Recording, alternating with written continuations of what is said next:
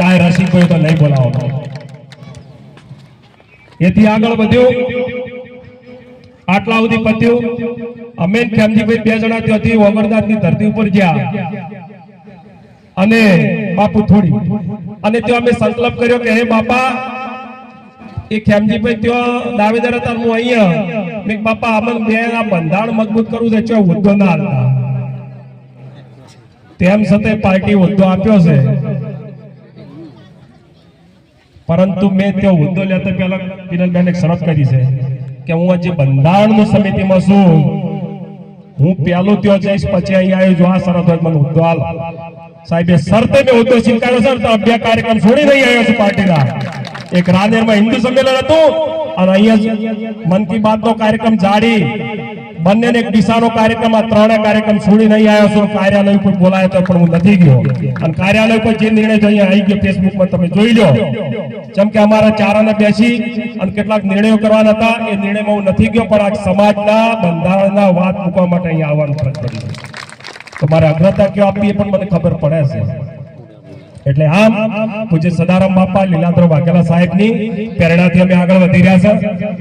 પૂજ્ય વાઘેલા સાહેબ અને રાયમલ બાપાની જો આત્મા, બંને આત્માને ખૂબ શાંતિ આવે. ચમકા વિસ્તારની અંદર એ હોતવાળા હોય ભવનજી, વેરસીજી હોય આશિયા, રામપુરા સવાજી અને જગશી ભગત, માળાવાળા વાલેર, આ બધી જગ્યાએ વાઘેલા સાહેબ અમને ઘર બતાવવા વાળા છે. અમે આવતા જતા અહીંયા બધા વચ્ચે આવ્યા છે, તારે ભૂલતા પણ અમને કર્યા છે. અને અમે જો એમનું કોઈ નામ નેચું થાય એવું કામ કરે તો મારા માવતરમાં ફરક પડે, ક્યારેય નહીં બને. એટલા માટે આપ પણ એમની બધી વાતો માનજો. 1-2 નિર્ણય અમે કર્યા છે. પૂજ્ય સદારામ બાપા અને લીલાધર વાઘેલા એ આપણા ભગવાન થઈ ગયા. આ બંનેની જન્મ જયંતિ પુણ્યતિથિ જેમ જલારામ બાપાની ઉજવાય છે, એમ તાલુકે તાલુકે શોભાયાત્રા સાથે ઉજવાય ત્યારે મને આનંદ થશે. અમે ડીસાથી શરૂઆત કરી છે, તાલુકે તાલુકાની સમિતિ બને. જેમ આપણે અહીંયા શિક્ષણ સમિતિ છે, આપણે લાઇબ્રેરીની, એ સમિતિ જ આનો નિર્ણય કરે અને બંને આપણા ઘડવૈયા છે, આપણે બંને આપણા સમાજ માટે ઉપયોગી થયા છે. એવાની જન્મજયંતિ અને પુણ્યતિથિ ઉજવવા માટે પણ આપ સૌને વિનંતી કરું છું. આજે અમને અહીંયા બોલાવી અમારું સન્માન કર્યું, 2 શબ્દ કહેવાની તક આપી, એ બદલ મંચનો આપ સૌનો આભાર વિરમી મારી વાત પૂરી કરું છું. અસ્તુ. ભારત માતા કી જય. मीडिया ऊपर के समाज में कुरवाद जातिवाद ये सबई कीरो एकली ठाकोर समाज ने कीरो खोटो मार के जाए ये समाज रा माय बख्शो हमने आवे साहब मुकेम ने हूं साधु संत समाज जो भगवान से समाज की जो दूर मार्ग के जाए रास्ता छोड़ी जाए वो समाज रो दुश्मन से साहब कोई भी पण हो. समाज ની ઓળખ જો મા બાપ સમાજ છે, કુટુંબ સમાજ છે, ભાઈ ભાઈ છે અને આવા વાળો ભવિષ્યમાં સમાજનો પણ મુખ્યમંત્રીના સપના પણ વાળા. ભારત માતા કી જય.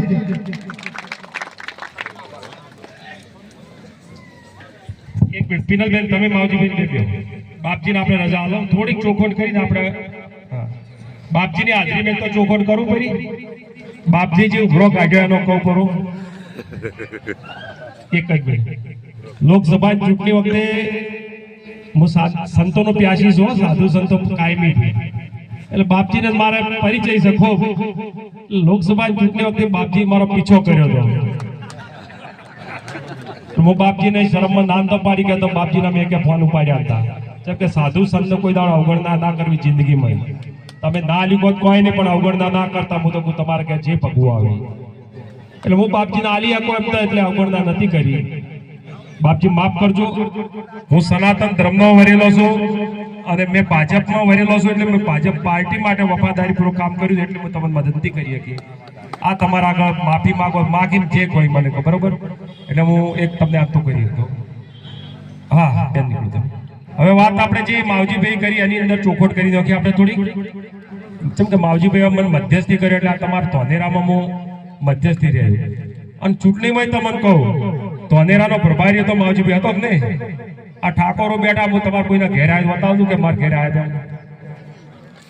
કોઈના ઘેર હું આવ્યા બતાવો કે ભાઈ મારા ઘેર આવ્યા હતા. મને ખબર હતી તમે હોમાં પાણી તો હું શું કાઢું નહીં. માવજીભાઈ બીજે મત્યો, હા હોમાં હુર સડાઈ રહ્યા છે તો શું કાઢવાનું હોય. એટલે બધું તમારું વેગ ઓળખીને તો આવ્યો પાછો કોઈ પાર્ટી વિરુદ્ધ માટે નહીં હો એ ચોખવટ કરું.